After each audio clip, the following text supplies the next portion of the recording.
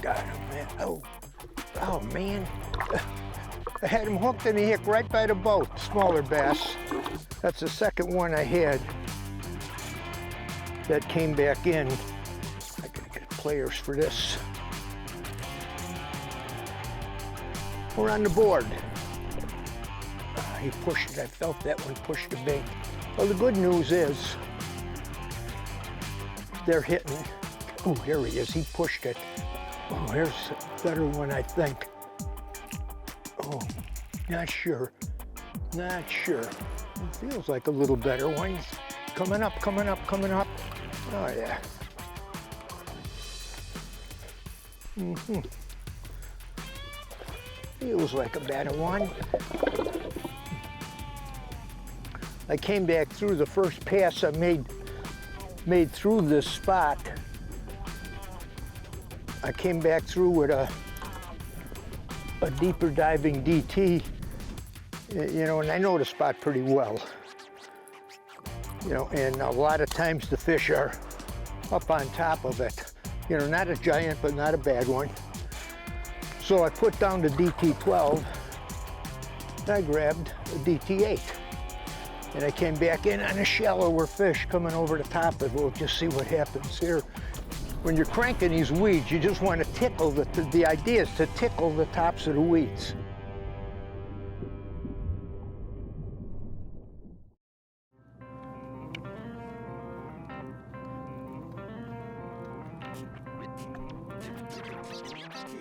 Oh, that good one. Good fish. That feels like a good one. Ooh, that feels like a good one. Yeah, I don't think that's a pike. I think it's a pretty big bass. Hard hitting head. Maybe it is. If it's a pike, it's a big one, but I still think she's a bass. Oh yeah, pretty decent one. I think I'll hit a spot lock here. Come here, baby. Oh yeah, you got your comb and everything with you.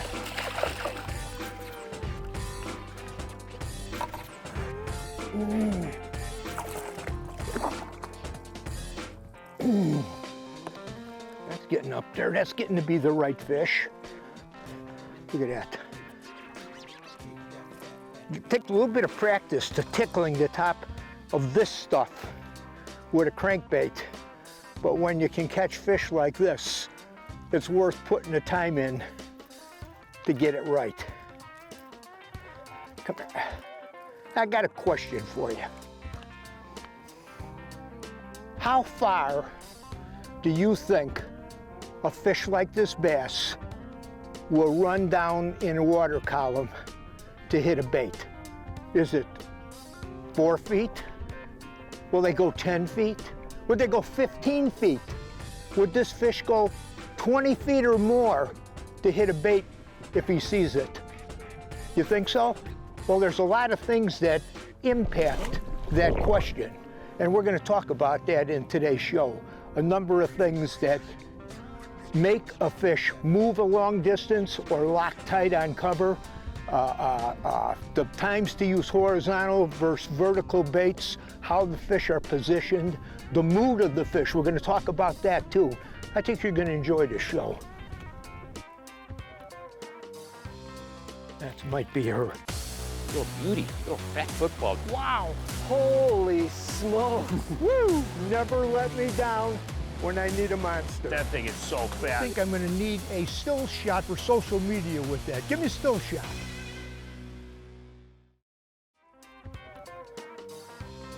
That might be her. Coming up, coming up.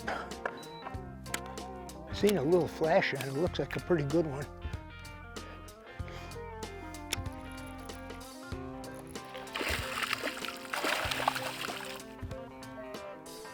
Looks like a pretty good one. Oh.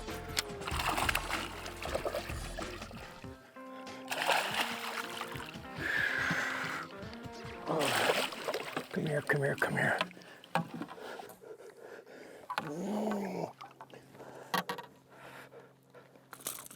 that is a pretty good one, ain't it? Where did I put my pliers? He's always had good fish. You know, I fished this lake a lot that we're on, so I really know how it's laid out. And this is one of the big fish spots for sure. You know, for sure. Let's get back. I want to share something with you on how the activity of a fish's level and how you pick a bait that puts the odds in your direction.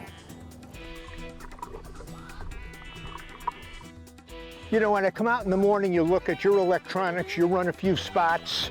If you know a lake, it gets a lot easier.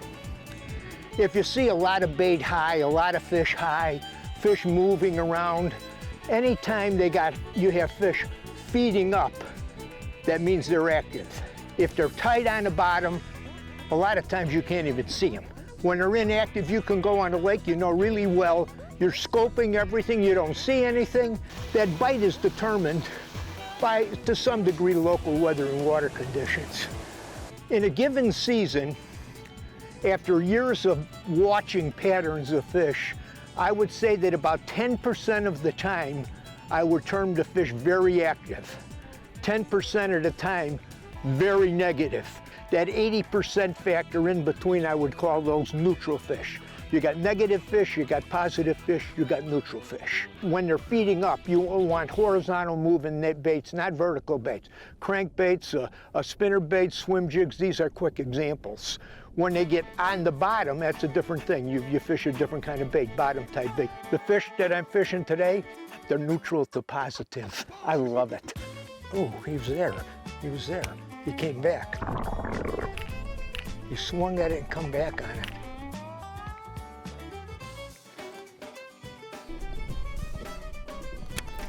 Looks like a big bass. Oh yeah, oh yeah.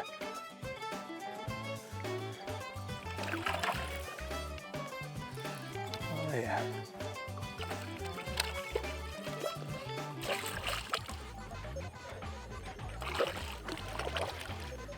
He isn't hooked real good.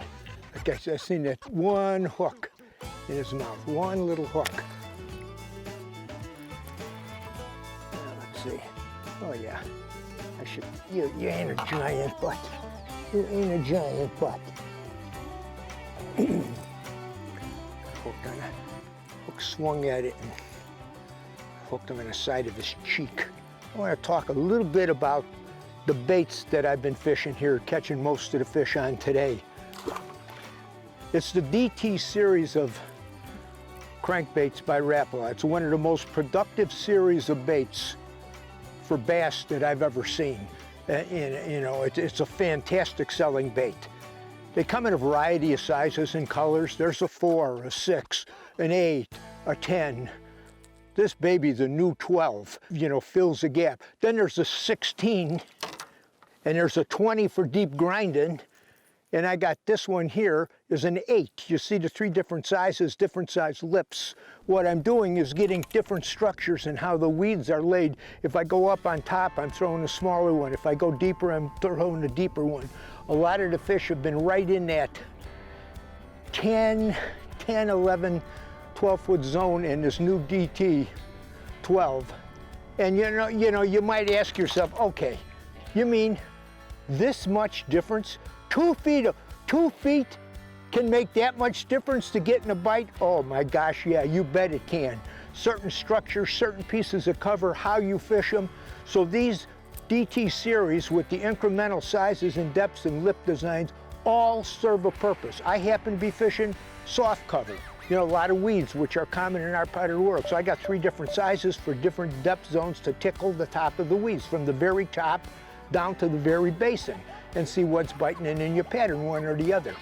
You know, so crankbaiting is absolutely one of the most productive bass fishing tools in your tackle box, and they work all season long, from spring to fall in parts of the world. Naturally, there's peak time. Summer, like I'm in now, is a killer time to be cranking.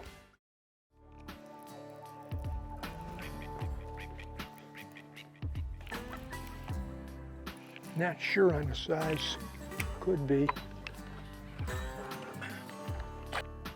Sometimes they were deceiving me. Oh, nice fish, real nice fish.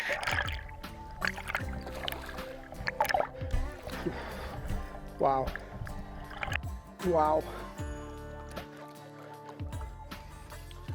This is so much fun when you got the right equipment, you know, matched up right for these fish. It makes the fishing experience always, always, always better. Like I said, I want to show you rod, reel, lure, and line to help catch some more fish like this, because the experience, when it's right, is worth its weight in gold. It makes the experience for whatever kind of family of bait you're throwing, for whatever kind of fish you're fishing for, matched equipment is essential. Let's put this baby back. In cranking, let me show you what I've got here. We all use crankbait rods. We use Mojo glass rods. This is a 610, this is a 7.2, and this is a 7.4. 3 different lengths, all rigged with different baits, but the pound test lines are all the same. They're Suffix 14-pound fluorocarbon. Each one of these rods is designed specifically, they're glass, Mojo glass, specifically for crankbaiting. It makes the job so much easier when you have the right equipment. And the reels are real simple. For me, we fish Iowas all the time. I like the 6.3. Don't get fancy, I keep it, you could feel the mood of the bait, you know exactly what's happening. Covers all your fishing needs in this kind of situation. Oh, little fish again, little guy. Let's see what we got going here. Is that a pike? No, it's a bass.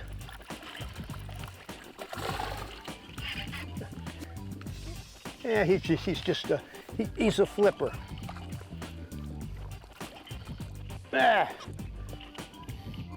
Still's not a bad one, is it? Still not a bad. They're looking pretty healthy. They've been eating bluegills, one of the main forage in the lakes that we fish. Look at the belly. I can feel the bluegill or a crappie, something like that. But he's eating. Go enjoy your meal, fish. You know, I want to talk. I had talked a little bit about understanding the mood of the fish. You hear anglers often talk about the zone of awareness and the strike zone. When you hear zone of awareness, that means the fish know you're present. They know that in some cases, open water, they can see the lure and they look at it and they won't move any distance to go for the bait. You know, if you drop it on them, you get some that go on.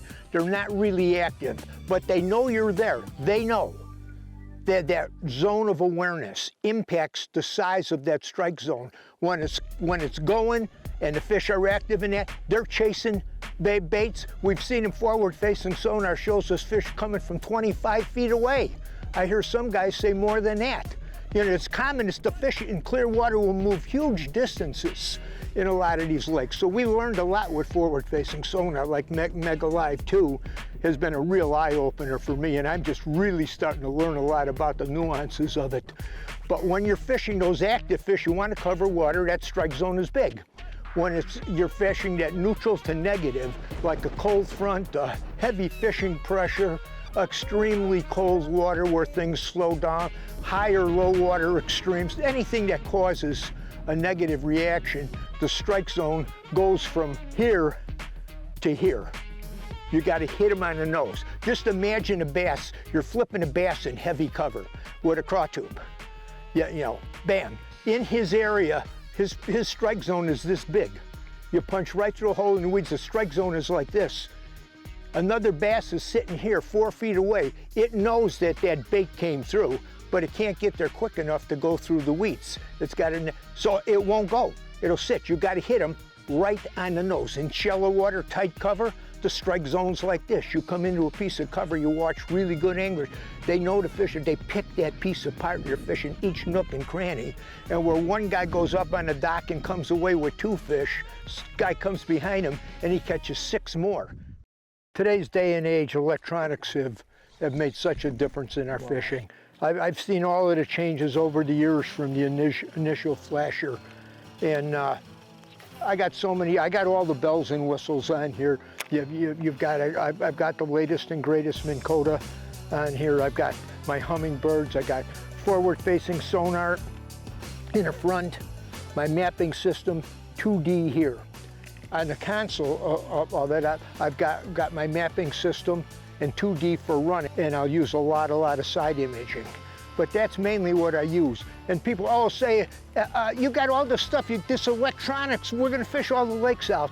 That ain't gonna happen, that ain't gonna happen. You could take all of this away and just give me one thing, and that's my Lake Master chip, and I can go anywhere in the country and continue to catch fish. It's the most important thing in my mind and my Minn Kota trolling motor. The rest of it is just gravy. Ooh, that's a good one, way up on top. That's a good fish. Boy, that bait hit down, I turned 2 cranks on her. Look at this.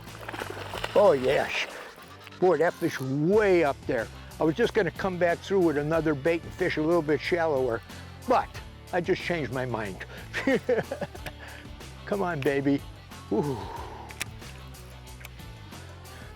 I love cranking. I love it, I love it, I love it when those fish are active, doing what they're supposed to be doing, pulling on the end of my string. Okay, one more look at, boy, that fish is boogieing down hard. Oh yeah, she's a nice one. She's got weeds and all, but, oh, come on. Come on. Like I said, cranking weeds is not an easy thing to do. Oh man, let me get those weeds off of you. Get weeds, all this junk off my line and out of here, and get to the meat and potatoes. And that's the fish. Boy, that was a good one there. Let me tell you, that's a good fish. Boy, did she pull. Holy mackerel, she was one tough sucker.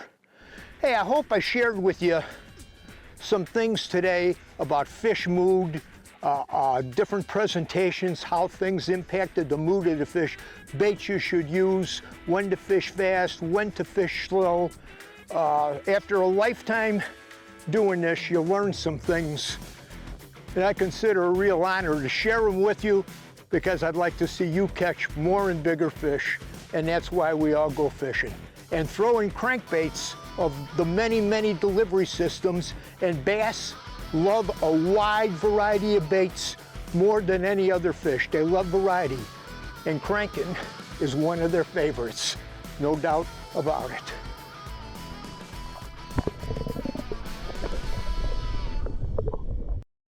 You know, I get an opportunity to go to a number of churches throughout the year and share my life story in the fishing industry and my faith. That's the two things. These are the two most important parts of my life. Fishing, the fishing business, how it clicks, what it's all about, and my faith in God. And how the two of them, over time, came to be a part of my everyday life. It wasn't always that way. And I share my testimony on how that all came to be. And you know, it's interesting. I share a little bit. Fishing and faith are very common. They got a lot in common. Faith is the substance of things hoped for, the evidence of things not seen. Does that sound like a fishing trip? You're going hoping you're going to catch some fish. You don't know what's under that. Well, you know that you're going bass fishing or walleye fishing or muskie fishing or salmon fishing or redfish fishing. But you're hoping you're going to catch some fish. Now, that's a good bet if you're really skilled, you know the weather, you know the conditions, the body of water. You're going to get some fish, no question about it. Some days will be better than others. But you're hoping to catch some fish. There is a scripture in the Bible that I really love. Jesus has got a fish story. Did you know that Jesus has got a fish story? It's one of the best stories in the Bible. He's got his team. He had a tough day on the water. They come in, they caught nothing. Been there, done that. You know, they're coming in, they're re-rigging their tackle, they're getting ready to put it away. And he says, go back over there, throw that net over there. You know, and Peter's sitting there, he says, are you kidding me? He's thinking, he said, Lord, I've been out all day. I know more than you do about this game. But he reluctantly says, okay, go tosses the net out. Pretty soon there's so many fish, they can't even handle it.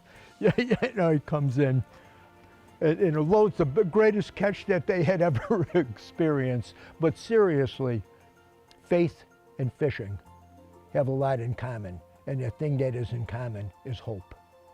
Hope. Where do you get hope? I believe it comes from the Bible. There's no book ever written that offers people more hope than this book. Hope for about anything that you need hope for. This book is not a coincidence. It is the inspired Word of God. It's just not another book. And it's filled with life. It's filled to address any issues that you have in your life. That is a reason why it's the #1 selling book all over the world every year, because people's lives change because of it. Hey, from all of us here at The Edge, have a great fishing season. Have a great time on the water. See you on the water someplace, sometime. Closed captioning is provided by Smooth Moves, adjustable boat seat suspensions for a smoother ride. This boat is rigged up about as nice as you. Easy to use, and it flat out works. Just a perfect eating size fish. Well, these trout are so darn tough. See, that's what I'm talking about, these die with drag. So that was on a number 8 Shad Rap. Your style of boat control is really key. One that was there from the very beginning. You want to be able to see in the water. The adventure begins. We are loaded for bear. We got There's so many different ways to fish for walleye. Dependability and efficiency. simple, fast, and easy. The best rods on the planet.